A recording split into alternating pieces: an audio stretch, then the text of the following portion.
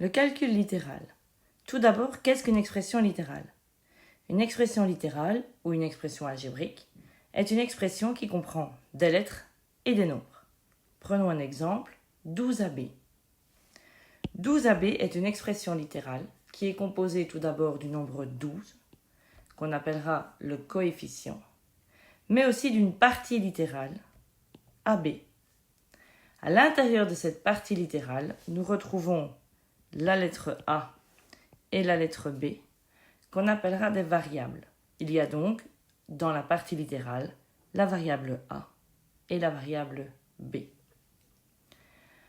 Dans toutes les expressions littérales, nous écrivons d'abord le coefficient, c'est-à-dire le nombre, ensuite la partie littérale. Dans la partie littérale, les variables se notent toujours dans l'ordre alphabétique. Ici, nous avons bien d'abord écrit le A et puis le B. Autre chose, le symbole de la multiplication, le fois, ne s'écrit pas entre un coefficient et une variable ou entre les variables. Cela signifie que 12AB est en fait 12 fois A fois B. Mais le fois ne s'écrit pas, il est sous-entendu. Autre petite précision, le coefficient 1 n'est pas obligatoire. Lorsque je veux écrire 1A, je peux tout simplement écrire A. Les termes semblables. Des termes semblables sont des termes qui ont la même partie littérale, c'est-à-dire les mêmes lettres avec les mêmes exposants. Prenons des exemples. 2A et 3A sont des termes semblables, car ils sont tous les deux composés de la même partie littérale, A et A. Ajoutons maintenant des exposants. 2A carré et 3A carré sont toujours des termes semblables, car ils ont la même lettre, A, et le même exposant. Prenons maintenant un contre-exemple. 2A et 3A carré. Ces deux termes-là ne sont pas semblables. Ils ont bien la même variable, mais pas le même exposant. Réduction d'expression littérale. Afin de réduire une expression littérale, il faut tout d'abord se poser une question. S'agit-il d'une somme ou d'un produit algébrique? Tout d'abord, analysons la somme algébrique. Si je suis dans une somme algébrique, je dois tout d'abord observer. S'agit-il de termes semblables? Nous venons de voir de quoi il s'agit. Si nous sommes en présence de termes semblables, par exemple 2A plus 3A, nous avons bien deux termes semblables, il est possible d'additionner les deux expressions. Comment? On conserve la partie littérale, c'est-à-dire que ma réponse sera composée d'un A, et on additionne ou on soustrait les coefficients. 2 plus 3, cela me donne 5. Prenons un exemple d'une soustraction. 8 AB moins 5 AB. Nous avons bien deux termes semblables, puisqu'ils ont la même partie littérale. Je vais donc la conserver dans ma réponse et soustraire les coefficients. 8 moins 5, cela me donne 3. Par contre, si je ne suis pas en présence de termes semblables, 3A carré plus 4AB, eh bien, il n'est pas possible de réduire la réponse. L'expression restera telle qu'elle. Analysons maintenant le produit algébrique. Comme vous pouvez le voir, pour le produit algébrique, nous n'avons pas besoin de vérifier s'il s'agit ou non de facteurs semblables. C'est-à-dire qu'il est toujours possible de réaliser un produit. Prenons un exemple. 2A fois 3B. Comment faire? On multiplie les coefficients entre eux. Je réalise donc 2 fois 3, ce qui me donne 6. Ensuite, on multiplie les variables entre elles et on utilise les puissances s'il y a des facteurs littéraux identiques. Je vais donc faire A fois B, ce qui me donne AB. Je fais attention d'écrire la partie littérale dans l'ordre alphabétique. Prenons un autre exemple. 5A fois 3A. Je vais tout d'abord multiplier les coefficients entre eux. 3 fois 5, ce qui me donne 15. Puis la partie littérale. A fois A. Je ne peux écrire qu'une seule fois le A dans ma réponse. Mais pour indiquer qu'il y en avait 2 dans le calcul, je vais donc mettre un exposant 2. Calculons maintenant la valeur numérique. La valeur numérique d'une expression littérale est la valeur obtenue lorsqu'on remplace chaque variable par le nombre qu'il représente. Prenons un exemple. Si A est égal à 2 et B est égal à 3, je peux alors calculer la valeur numérique de 3A. Attention, je n'oublie pas qu'entre le coefficient et la partie littérale, il y a un fois qu'on n'écrit pas, mais qui est sous-entendu. Lorsque je calcule la valeur numérique de 3A, je remplace le A par 2 et j'écris donc le fois qui réapparaît. Cela me donne 3 fois 2, 6. La valeur numérique de 3A est donc égale à 6.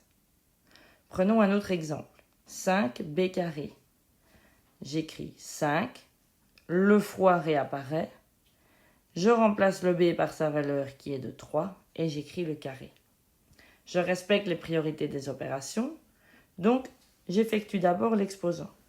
5 fois 3 au carré, ce qui me donne 9, puis la multiplication, 5 fois 9, 45. La valeur numérique de 5b carré était donc de 45. Prenons un autre exemple avec des valeurs négatives. Cette fois-ci, le A est égal à moins 5 et le B est égal à 2. Je recherche la valeur numérique de 3A carré. Je recopie 3, je fais apparaître le fois qu'on ne voit pas et je remplace le A par sa valeur qui est de moins 5. Comme sa valeur est négative, je suis obligé de le placer entre parenthèses. Dans les priorités des opérations, j'effectue donc l'exposant d'abord, ce qui me donne 3 fois 25, 75. Dernier exemple, 5b moins a. Je dois donc remplacer le b et le a par leur valeur numérique, ce qui me donne 5 fois 2, moins, qui était déjà présent dans le calcul, moins 5, puisque c'est la valeur du a. Je respecte les priorités des opérations. 5 fois 2 me donne 10. Ensuite, j'applique la règle des signes successifs. Moins et moins, je le remplace par un plus, 5. 10 plus 5 me donne 15. La distributivité simple est la mise en évidence. La distributivité simple me permet de multiplier un nombre ou une expression littérale par une somme ou une différence. Comment faire? Je vais multiplier par 2 chaque terme de la parenthèse, ce qui me donne 2 fois x, 2x, plus 2 fois y, 2y. C'est ce qu'on appelle la distributivité simple. Mais je peux également réaliser l'opération inverse, ce qu'on appellera la mise en évidence. Pour ce faire, je regarde dans chaque terme s'il y a un facteur commun. Ici, nous avions un 2 dans le premier terme et un 2 dans le deuxième terme. Je vais donc pouvoir mettre ce facteur en évidence devant la parenthèse. Il me reste ensuite à compléter les parenthèses par ce qu'il reste. X plus Y.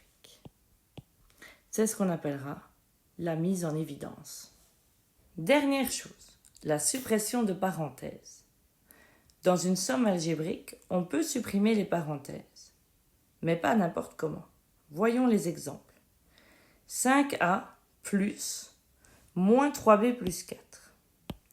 Si je dois respecter les priorités des opérations, je dois d'abord effectuer les calculs dans les parenthèses. Moins 3b plus 4. Ce ne sont pas des termes semblables, donc je ne sais pas réduire la réponse. Il a donc fallu inventer une autre règle pour pouvoir supprimer les parenthèses. Cette règle nous permet donc de supprimer les parenthèses, mais à une condition. Je dois observer quel signe se trouve devant la parenthèse, soit un plus, soit un moins. Si nous nous trouvons dans le premier exemple, 5a plus moins 3b plus 4, la règle nous dit que nous pouvons supprimer les parenthèses sans changer le signe de terme qui se trouve à l'intérieur. Je peux donc écrire 5a, je ne recopie pas le plus, moins 3b plus 4. Et j'ai supprimé les parenthèses. Par contre, s'il y a un moins devant la parenthèse, je suis obligé de changer le signe de chaque terme qui se trouve à l'intérieur. J'écris donc 3b, je n'écris toujours pas le moins, je vais observer ce qui se trouve dans ma parenthèse. Dans ma parenthèse, nous avons 4a. 4a qui est ici positif et qui doit donc devenir négatif. Plus b qui est positif et qui doit donc devenir négatif. Il est donc possible de supprimer les parenthèses en respectant ces deux règles simples. Soit il y a un plus et je ne change pas les signes des termes qui se trouvent à l'intérieur des parenthèses, soit il y a un moins et je dois changer les signes des termes qui se trouvent dans les parenthèses. Attention, je ne recopie pas les signes qui se trouvent devant les parenthèses. Ils me permettent juste d'identifier la règle que je dois appliquer. Récapitulons. Pour supprimer des parenthèses, soit il y a un plus et un moins devant les parenthèses. Alors j'applique les deux règles que nous venons de voir. S'il y a un plus, les signes des termes ne changent pas. S'il y a un moins, les signes des termes changent. S'il y a par contre un fois, souvenez-vous, nous nous trouvons alors dans la simple distributivité et je dois multiplier chaque terme de la parenthèse par le facteur qui se trouve devant ou derrière la parenthèse.